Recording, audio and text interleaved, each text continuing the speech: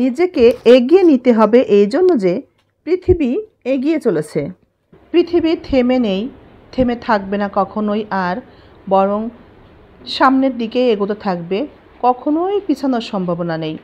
সবাই যখন এগিয়ে যেতে চেষ্টা করে যাচ্ছে তখন নিজেকে কেন পিছিয়ে রাখা? নিজেকেও তাই এগিয়ে নিয়ে যেতে চেষ্টা করতে হবে, মানুষকে তবে ঠকিয়ে নয়।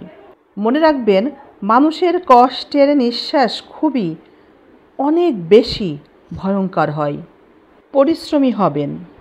পরিশ্রমী হলে, স্মার্ট হলে, সুন্দর চরিত্র, সুন্দর ব্যবহার, অথবা সহজ ভাষায় যেটাকে বলে, যদি নিজেকে বাদশা বাবু ভেবে সাথে একটা বউ অথবা বান্ধবী কয়েক ডজন, বা রান্নার জন্য একটা মহিলা, সে তাকেও বউ করে রাখা, সেবার জন্য একজনকে রাখা, গোপনে মেয়েদের নিয়ে নানা জায়গাতে ঘোরাফেরা, নিজেকে প্রতিষ্ঠিত হবার আগে এই ধরনের লুতুপুতু মিনিমিনি স্বভাবের এবং ভেজাবেল স্বভাবের ছেলেরা কখনো নিজের জীবনের পরিবর্তন আনতে পারে না। তবে হ্যাঁ, এই ধরনের ছেলেরা বউ পাল্টাতে বেশি একটা সময় নেয় না, বান্ধবী বানাতে, বান্ধবী বদলাতেও সময় নেয় না। 2-4 জন বান্ধবী আশেপাশে বদলিয়ে বদলিয়ে নিয়ে চলতে খুবই পছন্দ করে, খুবই পারদর্শী। কাজের বেলাতে এই ধরনের ছেলেরা অকর্মায় থেকে যায়। আমাদের জীবনে আমরা যারা সংসার শুধু করব ভেবেছি, তারা শুধু সংসার আজও করে যাচ্ছি। তবে বিশ্বাস করি, যদি আমরা মনে করি কিছু করব, তবে সেটাও সংসারের পাশাপাশি করতে অনেকটা সম্ভব বলে আমি মনে করি, এবং তাতে সফলতা অর্জন করাও কিন্তু সম্ভব হবে আশা করি। আসলে আমরা যারা কিছু আজও করি না, করতে পারি না বলে মনে করি, তারা আসলে আজও মন থেকে কোনো কিছু করার প্রয়োজন বলে মনে করি না, তাই আজও এভাবেই বসে থাকা। কিন্তু ছেলেরা যদি স্মার্ট না হয়, পরিশ্রমী না হয়, তবে পরিপূর্ণ একজন মানুষ হিসেবে নিজেকে গড়তে পারবে না, গড়া সম্ভব না। আমরা যখন পৃথিবীতে আসি, আল্লাহ কোনো বিশেষ গুণ ছাড়া কখনো আমাদেরকে পাঠান না। মানুষটি চাইলেই তার গুণটি প্রকাশ করে সব কিছুই করতে পারে। সুন্দর মানুষ, স্মার্ট, সুন্দর ব্যক্তিত্ব হতে হবে, সুন্দর সৎ চরিত্র, এবং নিজেকে দারুণ একজন মানুষ হিসেবে যদি তৈরি করতে পারেন, তবে পৃথিবী জায়গা করে দিবে আপনাকে। আমরা যখন সঠিক চিন্তা করব, করতে নিজেকে প্রস্তুত করব, পৃথিবীর সঠিক পথটাই তখন কিন্তু আমাদেরকে দেখিয়ে দিবেন। এমন স্বপ্ন যদি আপনি দেখেন, তবে আপনি শ্রেষ্ঠতে পৌঁছাতে পারবেন। আপনি যে বিষয় নিয়ে যেভাবে চিন্তা করবেন, সময় দিবেন, ব্যস্ত রাখবেন নিজেকে, আপনি সেই বিষয়ে স্মার্ট হবেন, সেই বিষয়টি আপনি অর্জন করতে পারবেন, সেই বিষয়টি আপনার কাছে ধরা দিবে শ্রেষ্ঠ হিসাবে। যদি জীবনে খারাপ দিক বেছে নেন, তবে সেখানেও আপনি প্রতিষ্ঠিত হবেন, ব্যক্তিত্ব হারাবেন, সম্মান হারাবেন, তবুও সেখানে আপনি শ্রেষ্ঠ হবেন।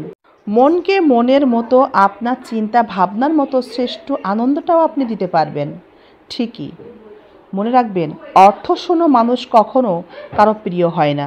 চায়ের কাপটিও আপনাকে বুঝিয়ে দেয়, যখন বেশি ডুবে যাবেন কারো প্রতি, তখন কিন্তু ভেঙে পড়বেন, ভেঙে পড়তে হয়।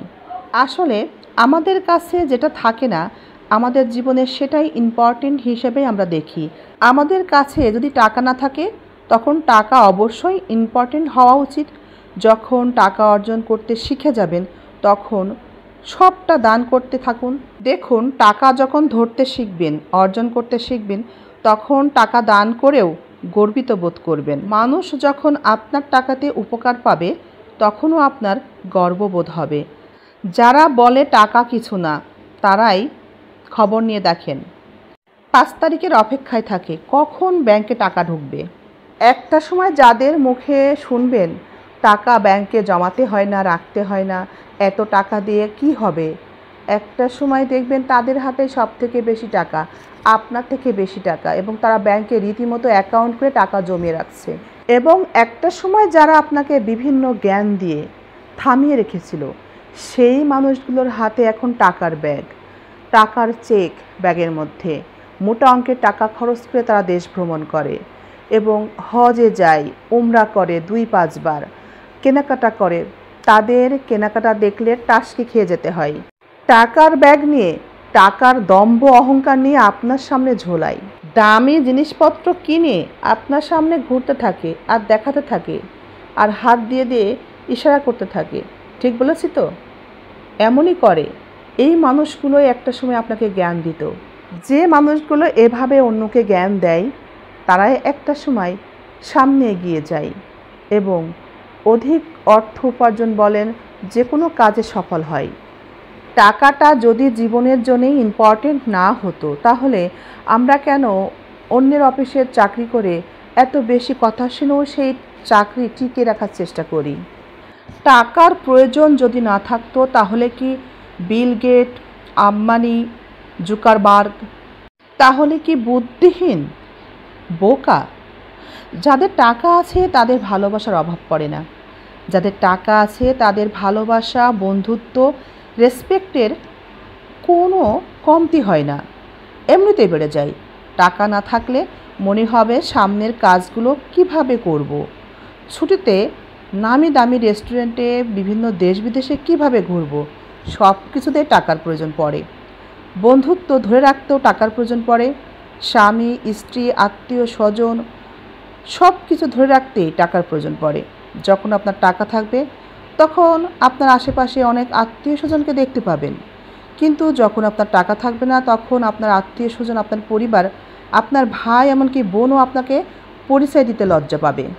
এমনকি টাকা থাকলে সন্তান, স্ত্রীর শখগুলোও কিন্তু অপূর্ণ থাকে না। নিজের শখ তো পূরণ করাই সম্ভব হয়। আমরা জানি কি টাকার নিজস্ব ভাষা আছে। টাকার ভাষা একটাই, তাই টাকার ভাষা বুঝতে তেমন কোনো অসুবিধা হয় না। টাকার ভাষা বুঝতে কোনো গ্রামারের প্রয়োজন হয় না। টাকা নির্ভুল একটা ভাষা, যা বোঝার জন্যে কারোর কোনো জ্ঞান বা শিক্ষারও প্রয়োজন হয় না। টাকার ভাষা বুঝতে গ্রামার বা শিক্ষার প্রয়োজন না হলেও টাকা অর্জন করতে শিক্ষার প্রয়োজন হয়, জ্ঞানের প্রয়োজন হয়, কৌশল অবলম্বনের প্রয়োজন হয়। সুন্দর চরিত্র, সৎ চরিত্র এবং ব্যক্তিত্ব এবং পরিশ্রম যদি আপনার থাকে, আপনি যদি এভাবে স্মার্ট হন, নিজেকে সুন্দর একজন মানুষ হিসেবে তৈরি করতে পারেন, তাহলে খুব সহজে টাকা আপনার কাছে ধরা দিতে বাধ্য। টাকার একটাই ভাষা, তাই টাকার ভাষা বুঝতে কারো অসুবিধা থাকার কথা নয়।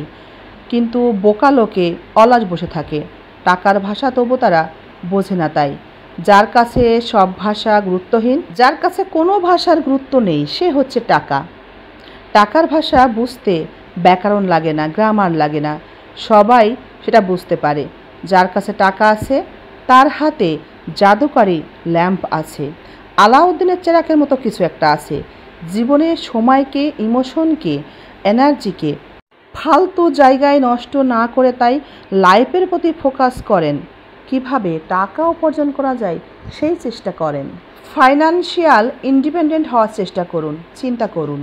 কিভাবে অর্থনৈতিকভাবে স্বাবলম্বী হওয়া যায় সেই চিন্তাই করেন। টাকা যে শক্তি দিবে, যে জ্ঞান দিবে, যে উৎসাহ দিবে, যে উদ্দীপনা দিবে, পৃথিবীর অন্য কিচ্ছুতে আপনি তা পাবেন না। বর্তমানে নারী পুরুষ সবাইকেই তাই উচিত অর্থনৈতিকভাবে স্বাবলম্বী হতে অর্থ উপার্জন করা, টাকার ভাষাটা বোঝা। তখন দেখবেন সবাই আপনার ভাষাটা, মনটা বুঝতে পারছে। পৃথিবী এগিয়ে আরও যাবে, তাই টাকার ভাষা বুঝুন, পড়ুন টাকার ভাষা।